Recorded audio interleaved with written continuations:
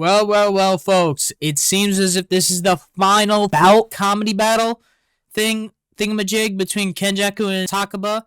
It was a long 5 chapters for me. Last chapter was actually like somewhat intriguing just because like we actually get to see what Takaba does, and I wasn't a fan of 241. I'm just gonna say it now. I didn't really care for his backstory, but 242 definitely way it's a lot more fun, and we actually get to see the curse technique, which is why I like it more. However, I didn't upload that because I was sick. It was my birthday week. I didn't even have a voice, so that's why.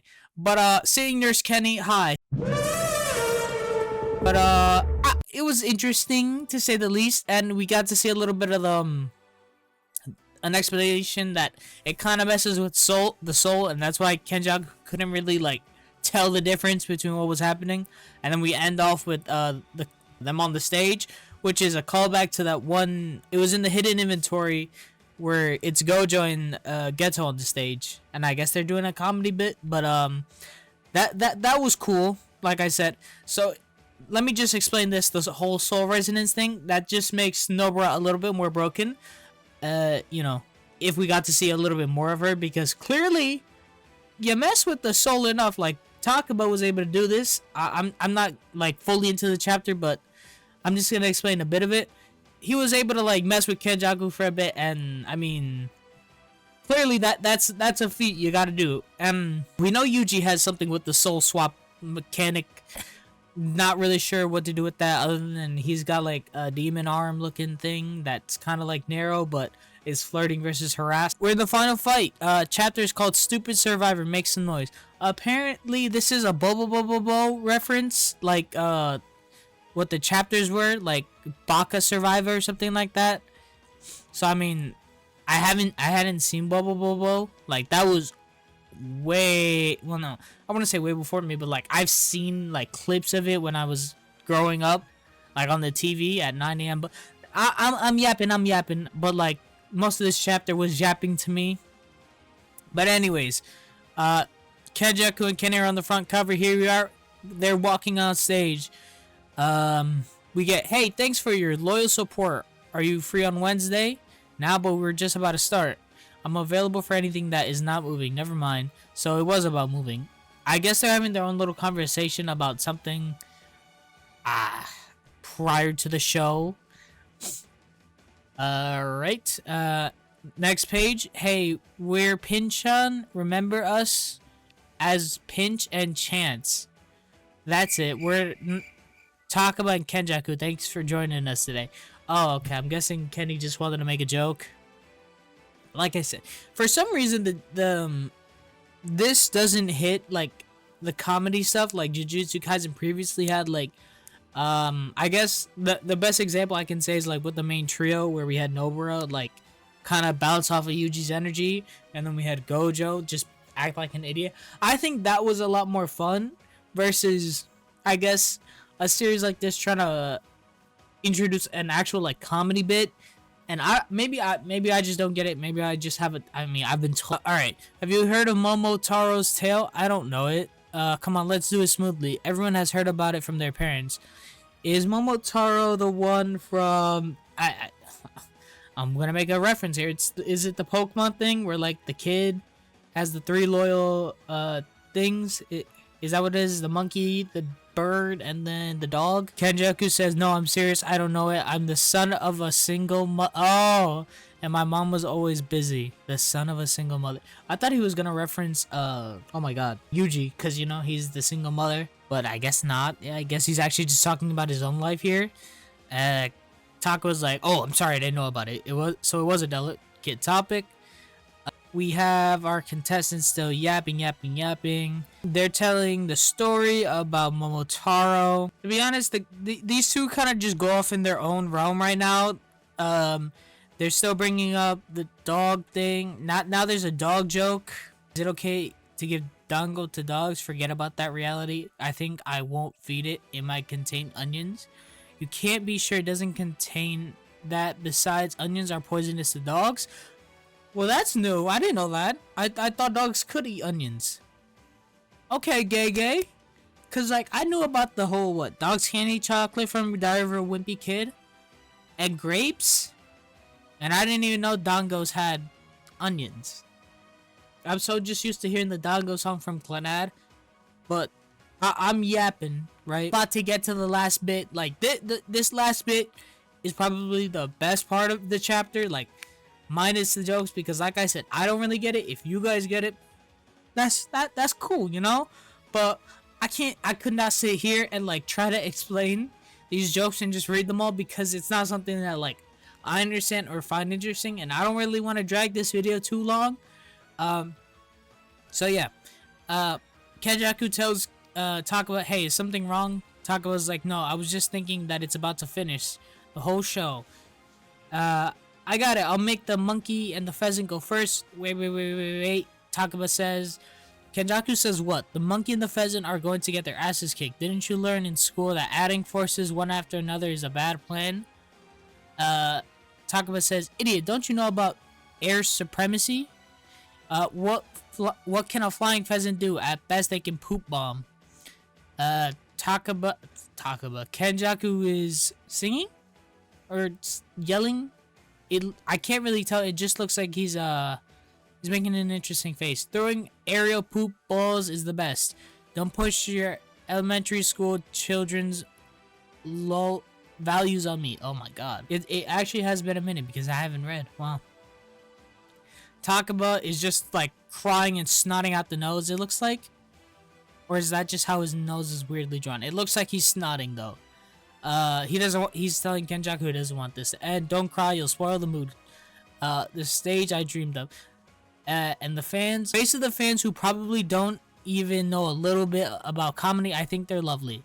I don't want this to end. Now see, alright, about almost the final page, I actually wanted to talk a little bit. I actually thought like this is how Takaba would lose. I thought they would do like a little stand-up bit, like, you know, one guy says another joke, the other guy says another joke. It's like a back and forth.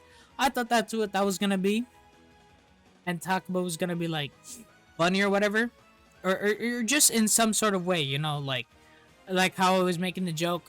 His domain expansion is gonna be like that one scene in the Joker movie where no one laughs and he's just looking like yeah, I thought that's what this was, but it just seems like they were just going a little bit back and forth and making up stuff as they went with the story, which is fine. But like I don't really get it, and it just didn't flow for me, like I said. But hey, you know, here we are at the end. Takaba is truly upset, but Kenjaku's like, that's enough. Thank you. Kenjaku says, you were really funny. Now let me just, before we get into the nitty gritty of it, before we get to it, I want you to know, I'm not, can anyone explain, like, does it look like Takaba's dead? Like, I genuinely hope he's not, because that would be a little goofy, but it's just the way that he's, like, dressed here, which he wasn't dressed like that prior, and the way Kenjaku kind of just says you were really funny, as, like, a reference to Sukuna saying, stand proud, you're strong, to when he was talking to Gojo, that, or when he was also talking to Gojo, or Sukuna talking to Jogo, their names just, like, their names are just flipped, which is annoying. Or when Sukuna was like, barely standing, and, you know, he lived the Hollow Purple, even though he said he couldn't, but, when he was, looking at Gojo, and he was like, I'll never forget you. That's what I got from this panel. But now, ladies and gentlemen, like, barely standing, and, you know, he lived the Hollow Purple, even though he said he couldn't, but, when he was, looking at Gojo, and he was like, I'll never forget you. That's what I got from this panel. But now, ladies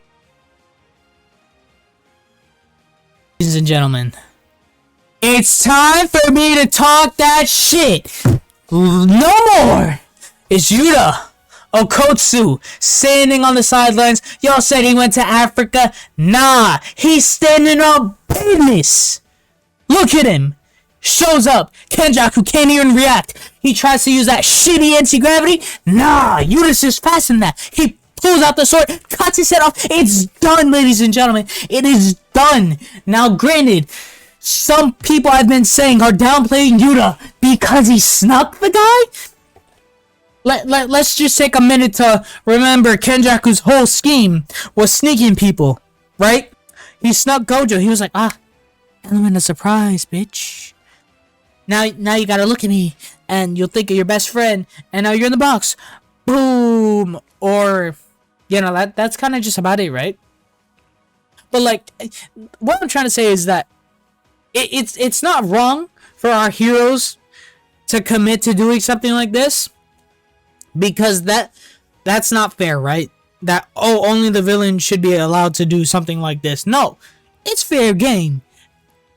And Takuba's the reason why this is able to happen. Now, granted, Yuta did react a little faster in terms of slicing the sword, so Kenjaku couldn't activate his technique. Which, I'm just gonna say right now, that's actually super unfortunate that this is how he loses Kenjaku. Because, like, bro, you ain't do much, gang. And no, before y'all get at me in the comments saying, oh my god, here goes this fucking idiot. Wait, let me finish, bro. Like, we didn't get to see the full extent of what Kenjaku could do. Alright? We just know he was a brain, body hopping, was in Yuji's mom. To get to his body, we still don't even know how he got it. Cause it was at the morgue or whatever, right? So unless Gojo just left that body fucking hanging there. But yeah, Yuta's here, slices his head off clean. Kenjaku's like, why? It's Yuta Okotsu, his massive curse energy. How did I miss it? Because, as you remember, he knew the curse energy was, like, off or whatever if someone were to leave. Hence, Yuta having the highest one. But Takuba was able to interrupt it. Hence why we go back to what I said at the beginning. When Kenjaku was like, no. Bro, I'm getting my words mixed up.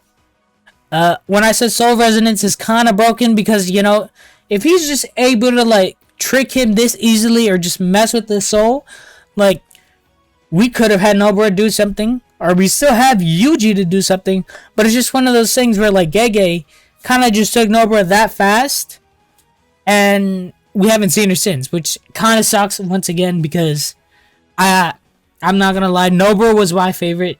She was just funny. That's why I liked her. Don't get me wrong. Yuji's cool. I definitely have Yuji over Megumi. For the simple fact that Megumi is Mr. Potential Man who hasn't reached his potential. Yeah, but you know what? We still see, like, Kenjaku's head just sliding off slowly.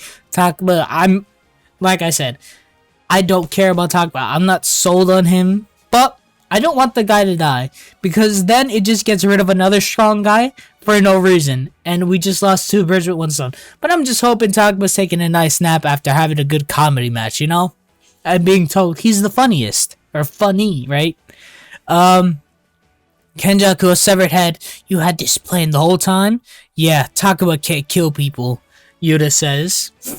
And once again, Yuta, I don't know what it is, but Yuta's eyes just look so dead. But hey, he said he'd kill Kenjaku so Gojo wouldn't have to kill his best friend. Granted, Gojo is like, missing lower half and an arm, but he said he'd do it. He did it. He slid on that business. He told y'all. People said, man, Yuta ain't like that. Yuta's kind of scared. Now look who's scared. Akari fans, come on now. What's happening here, gang? Also, alright, Kenjaku says, is that so? I was halfway. What a shame. My will be inherited. His will be inherited. Now, as to what that means, I don't know. One, because we know Kenjaku already probably fused with Tengen, so that's one thing, right? Also, the fact that this is just the end of Kenjaku, like I said, is kind of crazy. It's kind of nuts. 2, does he still have plans for Yuji? Because technically that is his will, right? Right, that was a part of one of his plans. Unless he's done with Yuji. I don't really know.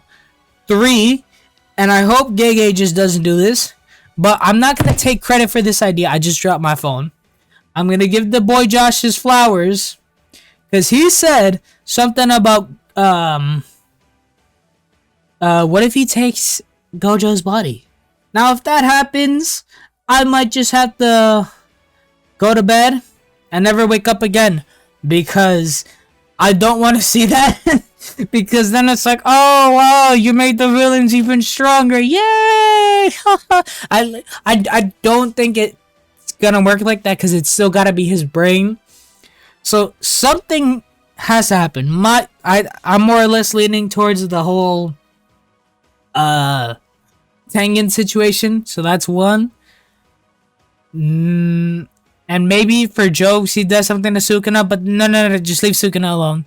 Let him be. He's got to do his thing with Yuji. That's all I'm saying. Just let him be. Don't make this into a all for one with Shiggy situation where I'm constantly like getting cock teased, and you know, all for one's like, Shiggy, I need your body, and then Shiggy's like, no, and then we're still waiting for all for one to even reach Shiggy, but it's been like so long. So like, you know, just leave Sukuna alone. He's doing his own thing. Let him cook. Don't touch Sukuna. I like him how he is. I joked on him a lot during Gojo and his fight, but that's all good banter, right? So yeah, that's the end of Jujutsu Kaisen 243. Let me know what you guys thought. This was more or less a shorter one, because I didn't want to like yap on about the last bit. But let me know what y'all guys think. Y'all with Yuta, right? Y'all with the sliding? Cause y'all gotta slide. Y'all would slide for y'all sensei or whoever, right? If you wanted to stand on business. But yeah, Mr. Get It Done got it done. But yeah, that's gonna be it for me.